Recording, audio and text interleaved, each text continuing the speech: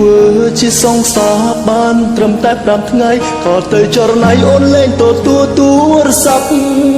មីសេចក៏អូនមិនឆ្លើយតបប្រាប់មកមានរឿងអ្វីស្កាត់មកជួបអូនព្រោះចង់ដឹងការពិតថាតើក្នុងចិត្តកំពុងគិតអ្វីពេលនេះបានជាផ្លេចបងមនុស្សពិសេសលេខខ្វល់បងជា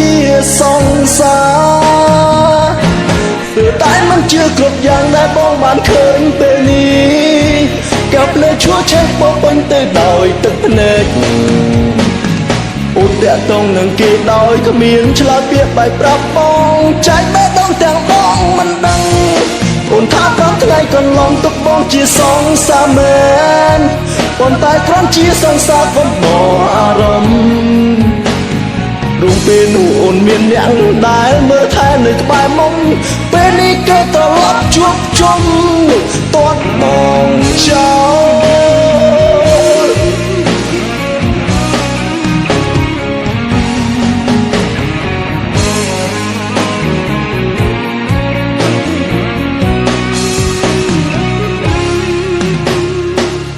ជាសង្សារបានត្រឹមតែ5ថ្ងៃក៏ទៅចរណៃអូនលេងទទួលទូរស័ព្ទមីសេចក៏អូនមិនឆ្លើយតបប្រាប់មកមានរឿងអ្វីស្កាត់មកជួបអូនព្រោះចង់ដឹងការពិតថាតើក្នុងចិត្តកំពុងគិតអ្វីពេលនេះបានជាផ្លេចបងមនុស្សពិសេសលេខខ្វល់បងជាសង្សា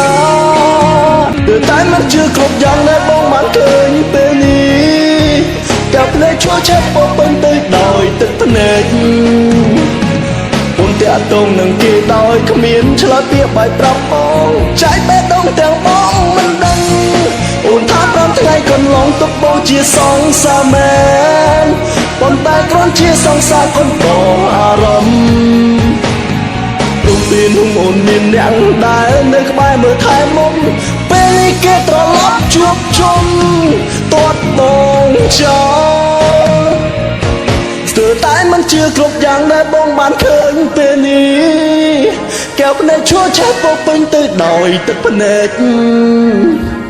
អូនតាក់ទងនឹងគេដោយគ្មានឆ្លើយពាក្យបែបប្រាប់បងចែកបេះដូងទាំងបងមិនដឹង